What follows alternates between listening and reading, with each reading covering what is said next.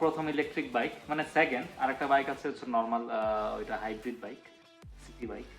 হচ্ছে ইলেকট্রিক নিছি।